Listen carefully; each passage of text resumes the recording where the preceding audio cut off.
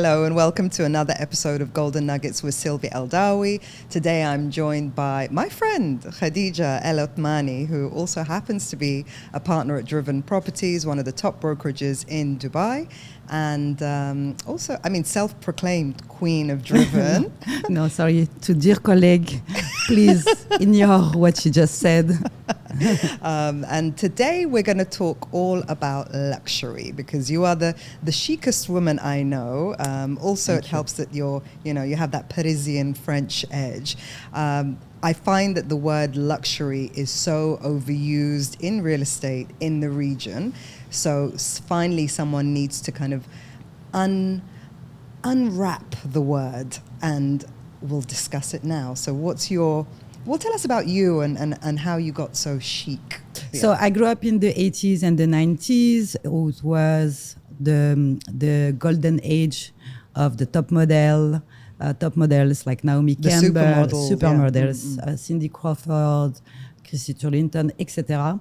And I was always fascinated by their elegance and the way they dress at the time. And I used to look up to my mom and to see her jewelry, etc. And the fact that actually in France we have, of course, the top brands like Maison of for leather, good jewelry, fashion, fragrance, etc. So obviously, my father also was a tailor.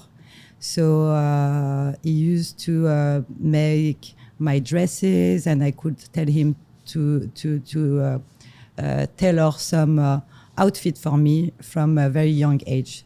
So I always loved it, and I always thought that I will work all my life. I was so passionate about fashion, and I end up in brokerage and in real estate. Selling luxury real estate. Oh, yes, luxury. Yes, this word, luxury. And it's overused, right? So where would you say the word should start from, and where should it end? Because I think it's like anything that's modern is called luxury, but that's not the case. I don't believe that. I believe the luxury and the definition of luxury is different from a person to another.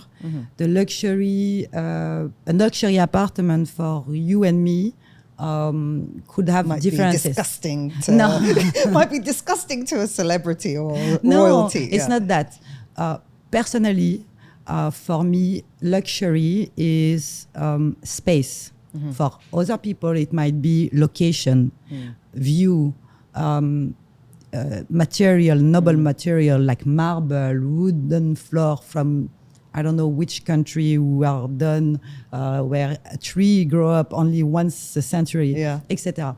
So the luxury it's like a personal taste. It's absolutely personal.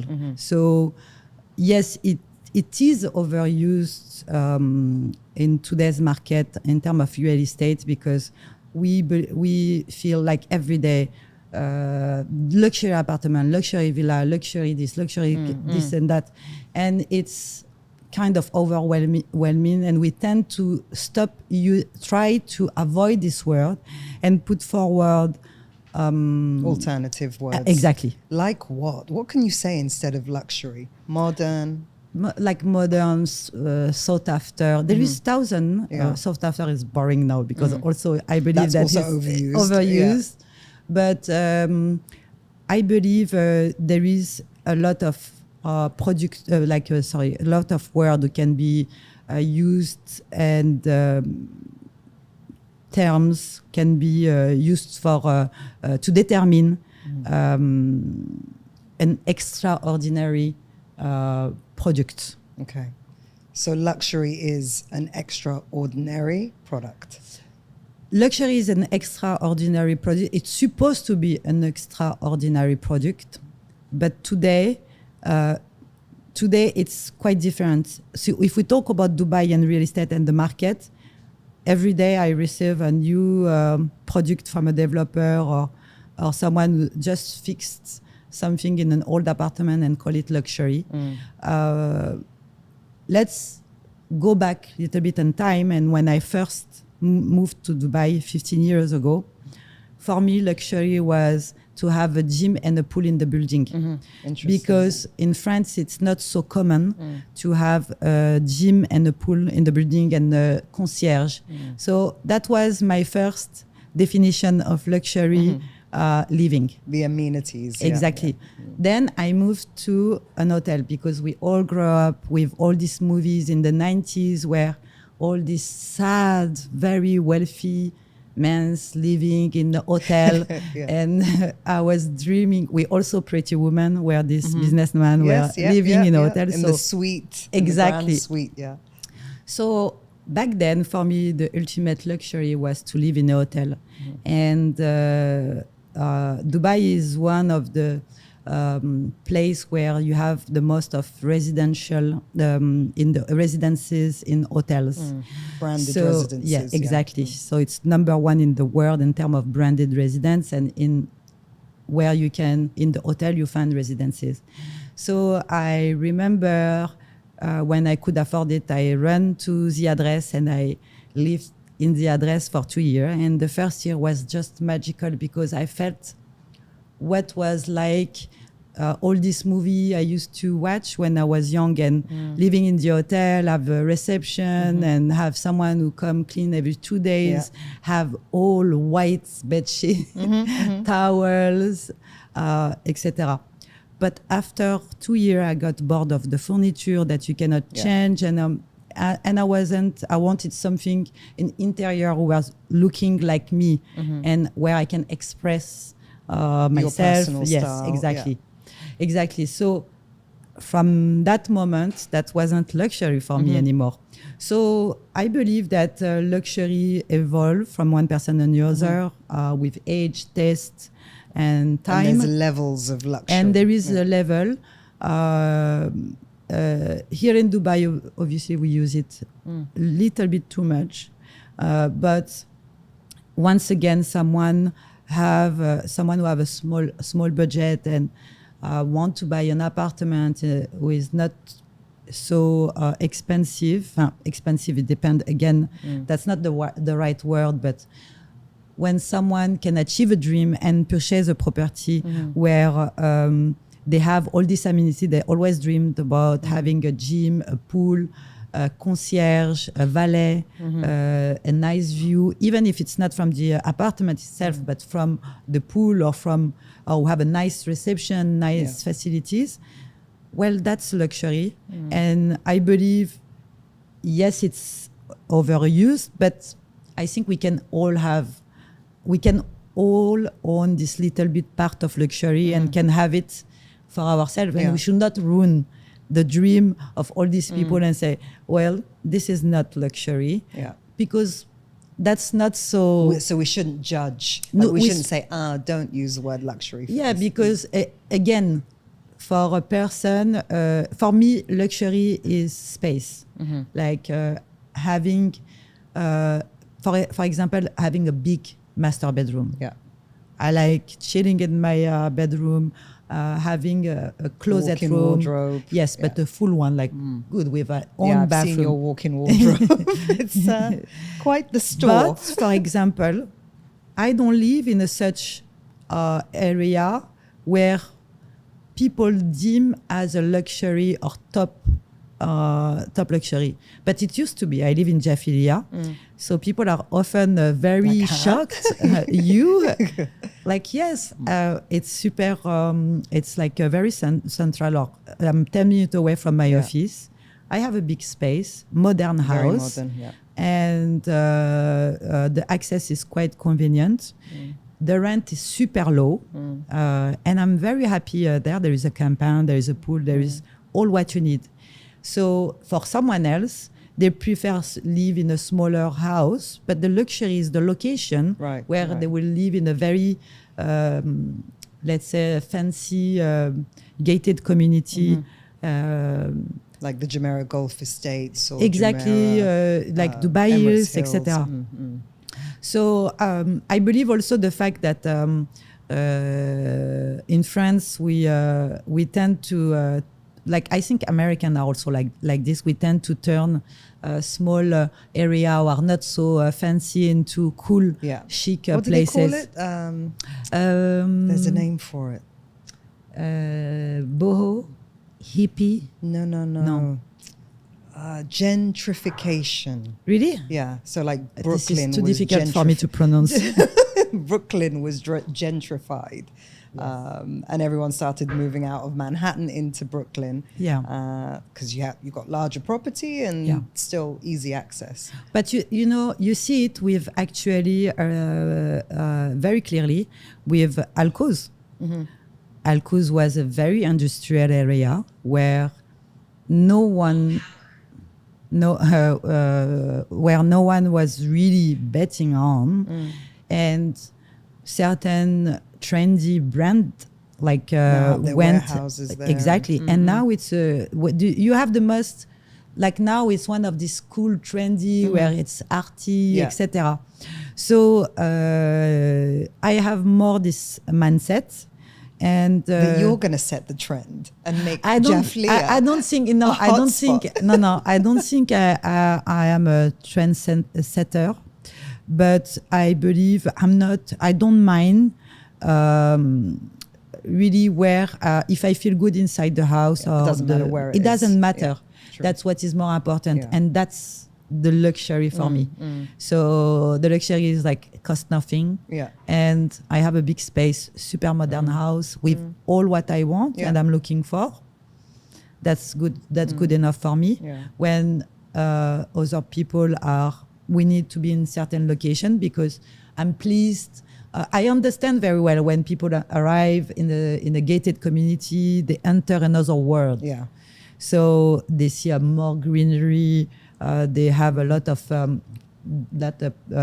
places for kids club, etc., park, and that's very convenient for families. So I understand, and I don't want to judge anybody because they prefer to live here and there. But again, all this come back to the personal luxury and what we believe is convenient for us.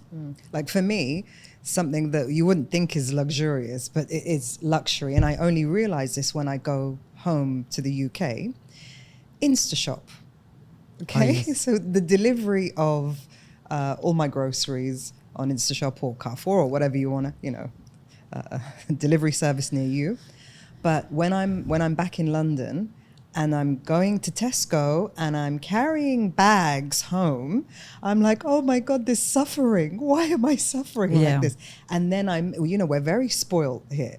I think I'm so blessed to be able to just whip out my phone, place an order. It doesn't even, minimum orders like 30 dirhams. Yeah, yes. And it's going to be at my door in 25 minutes. Yeah. So this is sometimes comfort is a luxury as well. Yeah, absolutely.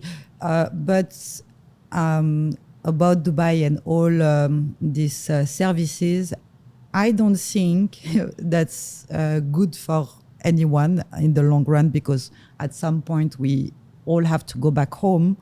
And we're going to be such brats when we do. Sometimes I go back home and I'm like, I feel like I'm in the Middle Age. Why all the shop close at 6 p.m. Yes. And on Sunday. And I want to go to the bank and with Saturday and it's not open before Tuesday. What a nightmare. And so we are, we do bit act like brats. We do need to have some normality.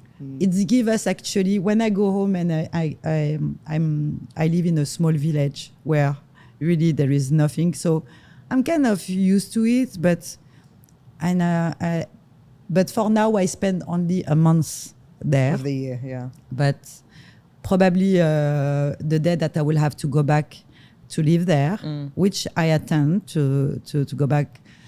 And I hope my husband will not mind. We will go live in London. She just winked at the camera. Yes, but I will probably need a mental support or rehab or something.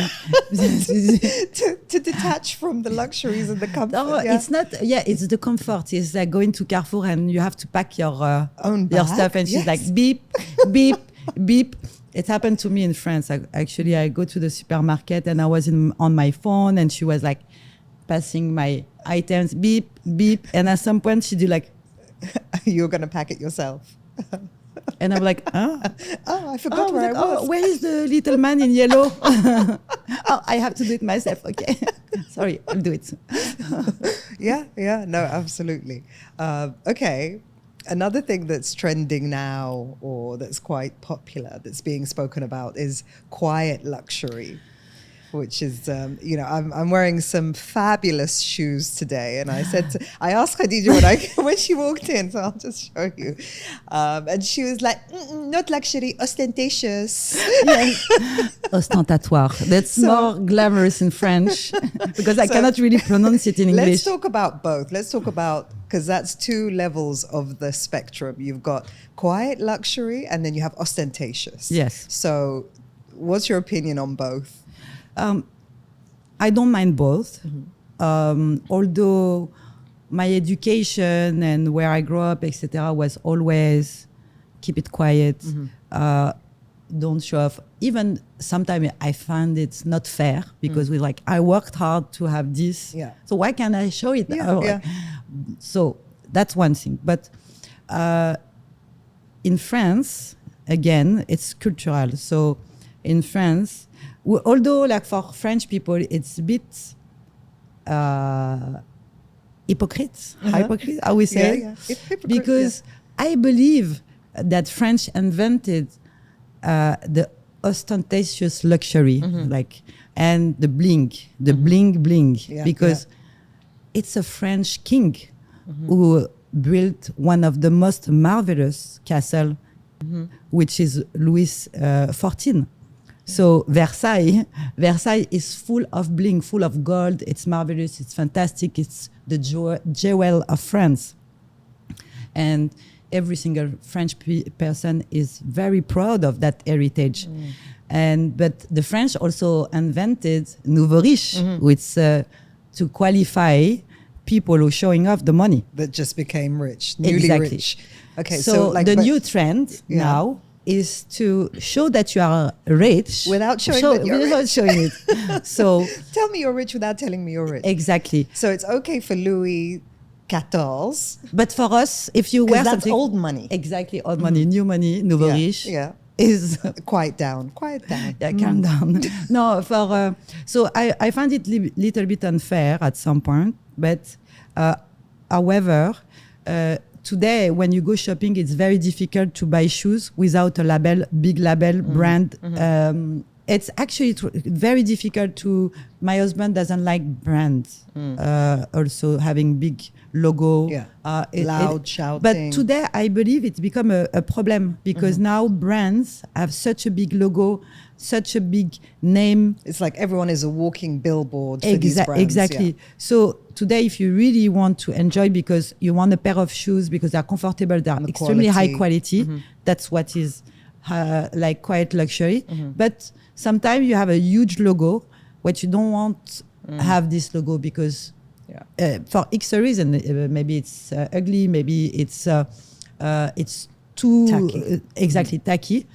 And it's become very difficult. So let's talk about what one of the brands who is now we see everywhere and we hear about, with for me very funny because the brand is not funny, but it's like contradictoire. It's not English, but it's okay. Contradictory. Do you understand? Contradictory. So L'Europiana. This is where quiet luxury started. When L'Europiana but it's not quiet anymore when everybody wear it. Once especially you say real estate, female real estate agents love a L'Europiana. To defend female real estate, we walk a lot. Okay, we do and viewings. They're super comfortable. And they are like super comfortable, good quality. But today we see it everywhere. So at some point, if you are like, oh, this is super nice shoes. What brand is it? Oh, it's L'Europiana. So at some point you go check the price and you're like, well, that's quite expensive shoes. This is not quite anymore. This is loud because luxury. now everybody know about it. Laura Piana, we know you are very expensive, and now you shout. But also that very you're comfortable. Expensive. But you're super comfortable. Keep doing them. Change the shape. Every color. Every color. Yes, we like it. But so quiet luxury. It's actually the art of showing that you are rich. Without any logo, any brand. Yeah. But I believe the customer who gonna purchase clothes from this brand, and because they are these customers are not looking to impress, but they are looking for quality of material, quality of life. When you go and buy a cashmere sweater, not a sweater, I would say like top or some leather bag, you are buying something with comfortable, durable. They also know that the people like them will know. Yes. Yeah. So that's also the concept of, I remember when I was young, I was watching an advertising on TV. And this advertising will come all the time. I did not understand. I never understood this advertising, this ad on TV. And one day I was reading about marketing and advertising, etc. And he said, if you don't understand an advertising, it means that you are not the target. Yeah. This is where I discovered I was poor. I was like, oh my God, I'm extra. Living in a village, poor. Yes. I was like innocent. So, and that's the same for the quiet luxury. So the target will know because they have seen the collection, so they know it's where it's coming from. They will not ask. So, but I don't say to myself, I usually, when I see another pair of shoes or whatever, I say, oh, how did she do to get that one? I don't say, oh, she's rich. No, that's not. The problem is like, now it's, every concept is, it's a quiet luxury is it's very, it's a concept who is evolving. And let's be honest, the last 10 years, people get richer and richer, and there is social media, there is more money who has been under your nose, like we show you things and we discover, etc. So all these brands, this big brands of luxury have been targeting certain people, certain audience with and making this logo shirts and big logo shoes, etc. Aspirational. Exactly. But they did it not really. They did it for free marketing, because more you wear this in the street and you have a free advertising. And they also do it to give access of this luxury to a certain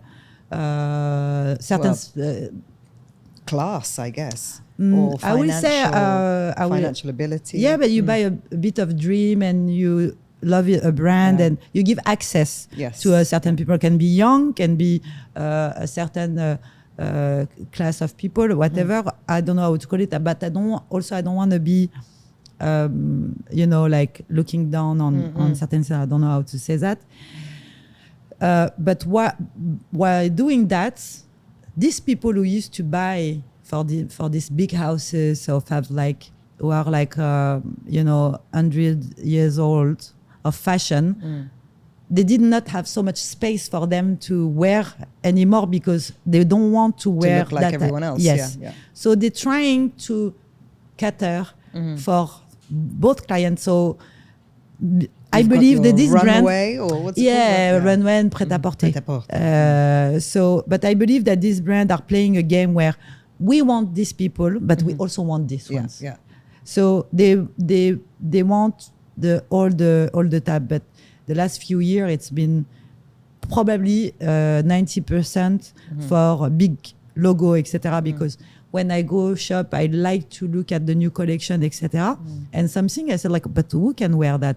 A part of a pop star with like, I think now they start to hear what this people who are maybe older, who don't need to show off, who don't need to. They're starting to cater to exactly the people that want to go luxury. back to the to trying to do to don't forget about this type of customer also. But then you've got the other extreme who are like the super wealthy people that actually look like they're super poor. Oh yes, and they do this on purpose. I have as a broker, this is where I learn.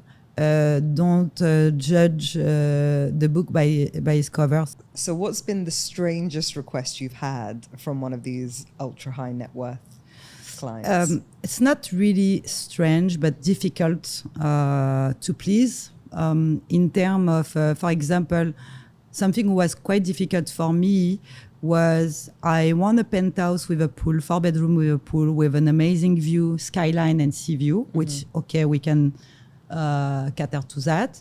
But I want to see my yacht from my window. Okay, so I'll find the property, number one, and it's like, no, it's too far. Okay, well, I find another one. No, it's too close. Because of the boat, it will hide, it will be dark. Block the sun. Yes. And so after when you find something with acceptable, that the interior finishing, not because it's up to standard, but not like of his liking. So small things like that, sometimes it's very difficult because they have a very precise idea of what they want. But and sometimes it doesn't even exist. Yeah, it doesn't exist, absolutely. But it's also difficult in the career of when I had my first billionaire client. So one of my friends called me and told me, oh, I have I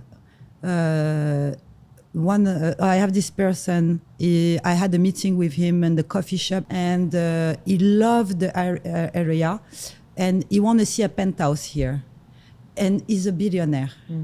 I said, look, I don't think a penthouse. I don't think that's what we should show, because maybe this type of penthouse is not what he's expecting. He's like, no. He was very clear about it. He really wants this area, and so find it and just like show it today at this time. So I was shy to ask more questions about the client, about where he lives, what style, which country he lives, where is he from, because I didn't want it to seem like he told me he's a billionaire, so I'm like, I'm thinking about what I can earn. I was just shy to qualify the client, but not qualify that is he really high net worth or he have a big budget, but mostly I wanted to know what he likes to make sure. But there was one thing for sure, that for me that wasn't the right property, but I did it anyway because I was shy and I wanted to do as the person told me, because I wanted this person to keep introducing clients. So I find the apartment. I ask one of my colleagues, it was in this listing. We meet in the basement, quite dark. They show up, so I'm there before them. With my colleague. My colleague is trying to sort out the keys. And I see the car pulling up. I see 3 people coming out of the car and my friends. And I see an old gentleman, a younger one around the 40s, and a lady around her 50s. So I start to stress because it's my first time with, a client who I heard the word billionaire. I'm not sure at this time I knew how many zeros it was, but 9. Yes, thank you, Silvia. Maybe I don't know yet. Still, sorry. I'm sure So you know. I see them walking toward me. So I'm smiling and saying hi. And I can tell who is the lead client. So we are in the basement and he keeps his sunglasses and he's walking and he say hi. And he's not smiling. The two other person were more friendly, said hi, smiling, etc. So I was a bit uncomfortable. And when I was talking, explaining the building and the area, etc., I was addressing to the three person. And while I was talking, so the lady was in the middle, and the lead, let's say, the one I guessed was the lead on the right, and the other guy on the left.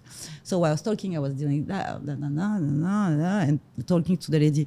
And he looked at me. I cannot see his eyes, but he's like, "It's not my wife. You don't need to talk to her." Oof.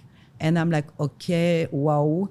Okay, so I got a little bit destabilized, you know, and I tried to keep thinking about the presentation or talking about the pricing and the market and etc. So walking toward the lift. And I see his body language. He seems mad. So we go and the lift. He didn't like it. No, but wait. There is 6th floor only.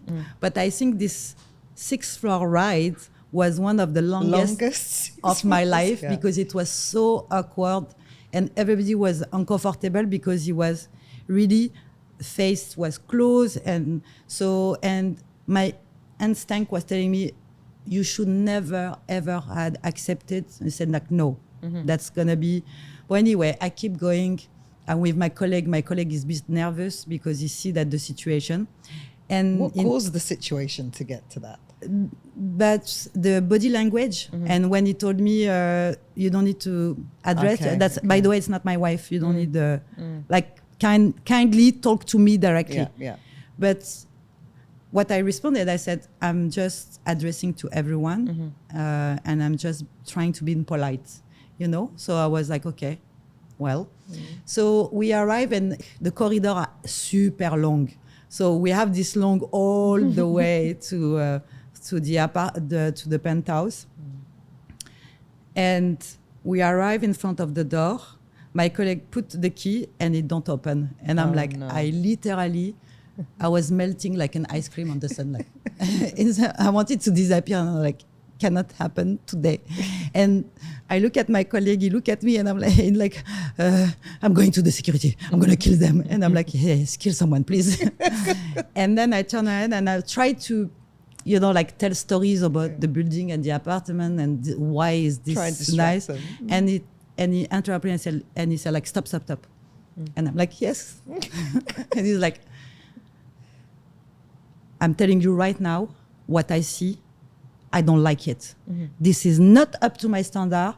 This is bad. The corridor, it looked like an hospital. And he literally go in a red, and I'm like, and I become red, white, green, and I'm like sweating, and I'm like, blue. And he said, losing. Yeah. And he says, like this pointing, and he's like, I'm telling you, when I do one bad viewing with the broker, there will be no 2 viewing. Oof. I'm gonna, like, that's my way to do things.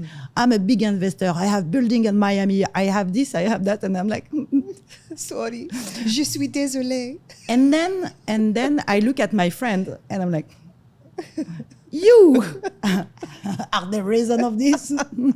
You. And I look at my friend and of course, poor guy, he felt embarrassed because I tried to tell him that earlier that's not the way to do it. Maybe I should have sent in a picture of the apartment and he would have said straight away. And my friend was embarrassed. And then I said, okay, don't let anyone speak to you this way. And I tell him, I said, look, I tried to be polite and I tried to kind of understand what you are looking for, but I've been told to show this apartment. And I try to talk about other area, other things who might be up to your standard and what you're looking. But I just obeyed my friend, and I was too shy to ask more questions because I didn't want it to be too intrusive. Yeah, yeah. So don't turn around like and sack me. Yes, and my colleague comes sweating. I have the key, and I'm like, that's not happening, darling. We just got fired. And he comes, and the situation was like, like kind of like freezed. Yeah. And he's like, he comes and he's like, yeah, and it's a fantastic. I'm like, no, not fantastic. And he's like, it's a place, there is a pool, and they're like, shh. And he opened, and a horrible smell. Because the apartment been empty for like years, and it was the building. No, not years. Not that's true. The building just handed over. So for a good year was empty. And then I decided to kind of fight that. And at some point he looked at me and he's like, he have his glasses and he said, "Where are you from?" And I'm like, for a split second, he was French. And I'm like, okay, should I say I'm French and act idiot like I don't have origins, or I just say I'm Moroccan, or originally Moroccan, but I'm a French national? And I'm like, which one? And I'm like, say you're French. But if he's not French and you're like, no, you're not French, I'm like, okay. Like, I'm originally Moroccan, but I'm French national. And he do like this, like he's like, you Moroccan? I'm originally Moroccan. And then, and then this, it's kind of unlocked, and his body language changed. And he tried to explain. He opened his phone. He said, look, this is my villa, 15 million euro in south of France. I was like, of course you don't like this. Of course. And I look at my friend, I'm like, I'm gonna kill you. We've got him back. I'm gonna kill you. And what did I learn at this moment? Do your job. Try to first understand the person. Don't be shy. Ask questions and explain why you should make sure that what you're going to be showing will be something not wasting time of the clients. Don't be shy. Ask questions. Even sometimes seems little bit out of place, but you want to make sure, because at the end of the day, the person who's going to be, facing this client is going to be you, because he didn't care. He told his friend, I like it. Yeah. But his friend is not a broker. I'm the broker. So I should have told him and said, no, there is no viewing. I'm going to send you the picture, show the picture. If you don't like it, I believe that's not suitable. So, and do this and go before, check the keys. Check the keys. Test the keys first. Check the keys, go 1 hour before. Yeah. If it smells bad, open the windows, Flush the toilet. And I'm like, I came out of this, it finished well. And now we work together since 8-9 years. We even friend his family. I'm friend with his kids, and we collaborate together. We see each other in holiday. Been invited many times with my husband. To the 15 million euro villa in France. Yes, to the other things. But, every situation and all this, when you want to sell luxury, it's not only, like, okay, I'm going to show a penthouse because it's a penthouse.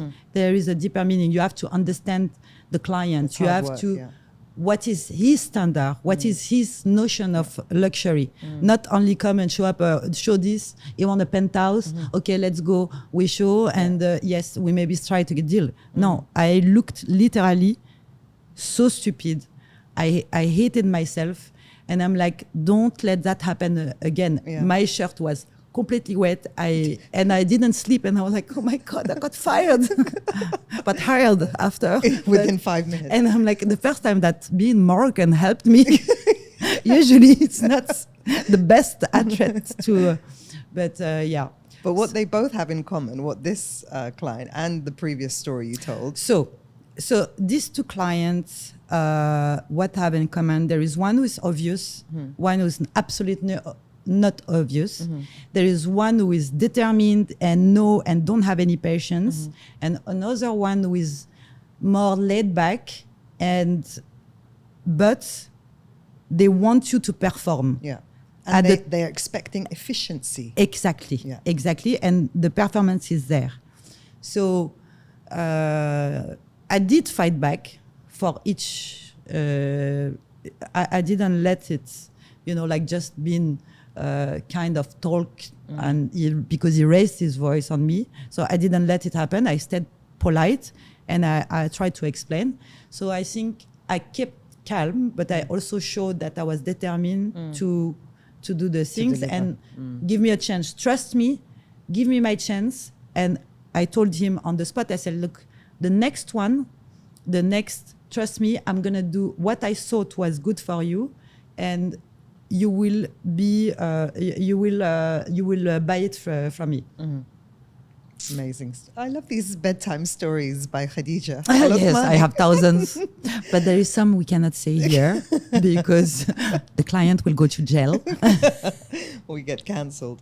Okay, is there anything else? Because a lot of, it seems like a kind of quick win to enter the luxury segment of the market to make much bigger, much higher commissions. So is it for everyone? Is it for anyone? No.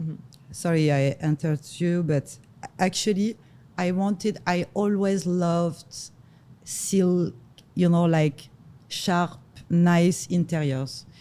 But I do not have any connections. When you look at the broker, some have connections, introducer, etc. I work to get introducers, people who introduce me. And the first deal is the most difficult because you really have to convince the person that you are the best advisor and that they can count on you. So what I have done, I always done when I'm supposed to just sell something and do the deal, sell, and normally my mission stopped there. I do extra work. You have to and I done it for free and I never charge over. I take care of their DIWA, I connect, I literally help them to open their bank account. I make sure that they up to date on their payment for their PA, the property PA. Yes, I made myself indispensable. Is it English? Yeah. Indispensable to that people. So when they think about Dubai, they think about Khadija. And I like to tell them, I want them to be lost without me in Dubai. But I don't want them, of course, I explain every step, what they should be doing, but I make myself like that really linked to the city or to their properties. And once I had one client, and when I even did things from my own pocket, I went really overboard and I'm still doing it. And some of my clients call me Mama. I have a lot of proof of that. Mama. One of my clients is an old gentleman. He called me Sugar Mommy. It's like, so I really wanted to be there, everything here. I'll be there for them, for their family. They can call me 24/7 for anything. I can advise them the school. I can go show them the school. I do all this. It require a lot of energy, a lot of patience, but once you do it in the beginning, you do it because you have a target, and after it becomes natural. You want to help them. Your role trusted you. They trusted you with their economy to purchase as an investment their house. So I should give that back, and more you give, and more they are. More you give, and more they are really loyal. Loyal? Yeah, because they see that you make an effort. You see that you're not doing your normal job, and it pays, because after that, now I'm not the type of agent who get their lead in through portals. Most of my leads are coming from another client. And it saved me so much time, because when I did a great job, and I hope I always do, knock wood, I will keep doing a good job and do the right decision for my clients, they will keep referring me to their friend, family, etc. And And this is why it also requires from years, like for some investment I did with certain clients, some night I was lose the sleep. Did I really did the right decision for this client? Did I was convinced of it as an instinct, we should invest there. But sometimes they call me and they say, are you sure? Are you sure? And I will spend a lot of time that don't worry, we did the right choice and this and that. And then when I hang the phone, and sometimes they make me doubt of the choice I made on their behalf. So I will spend some nights until the handover of the property. I will be like, oh my God. On edge. It's like a villa when I sold in Dubai Hills. It was just sent. Dubai Hills didn't really exist at the time. And we chose this villa because I was convinced from my calculation that there will be a full Burj Khalifa view. And for 3 years of construction, once every 6 months, the client will call me for 1 hour and tell me, and he will recognize himself. And he will tell me, Khadija, are you sure there is Burj Khalifa? And I know how important it's your life economy. It's a lot of money. And I will say, yes, I'm sure, 100%, don't worry. And even crazy thing happen, don't worry, I will get you the cent back. I promise you, I'm with you until the 3 years, until the handover. And then I will hang the phone and I will be staying in bed like this. What if there is no, if I did a bad calculation, because I'm not very bad, like I'm not very good at, like, I had to learn where the sun go up and the shade and the Burj and north and west and east, and I was not good on this. I had to learn on spot, you know, to have the best advisor. And 3 years down the line, that's the day to access. It's under construction, but this time you can see a little bit more. And we go there, but this family, they came with their kids and they didn't have a nanny and they were babies. And I told them, you can go inside the house. And they said, oh, imagine, like, don't tell me, don't stress me out. So I'm with the baby in the car. They go inside, they come back. And I'm trying from far, I'm like with the baby, and I'm trying from far to read their face, and to try to understand, are they happy? Are they smiling? There is not. And this is such a, it's like a super stress, but it's also exciting, you know? It's like, and they come and they do like this, and I'm like, oh baby, we made it. We made it. And you know, it's this. So this is what keeps you real going, estate, working with that type of people, it's super high stress, doubt, but excitement. So it's like really, it's crazy. It's love, it's fun, it's, there is ups and downs. Someday you want to do it. Then you said that's the most beautiful job in the world. And someday you're like, I did put myself in this situation. Why? I should just go stay home.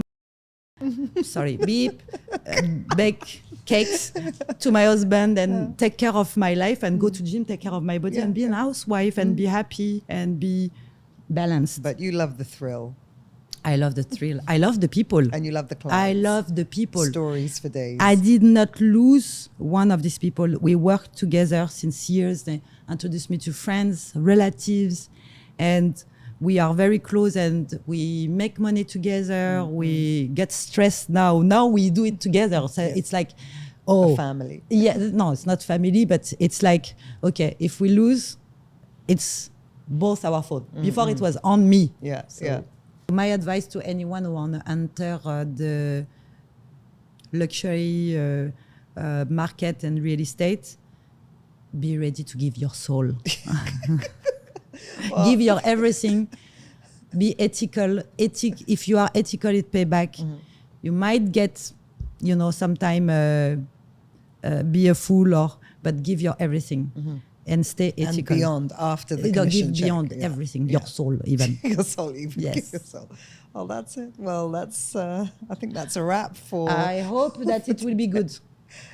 I mean, because we drifted on. I mean, I love the stories. Yeah, but because we drifted on stories. Yeah, no, but they're fun but stories. But we talked about the definition of luxury, etc., and being a luxury broker. And I think, anyone listening will have a real understanding now of when to use it, when not to use it, and that it is a personal taste. So, dear French viewer, is still working? Yes. Camera. Where is the camera? Please, excuse me.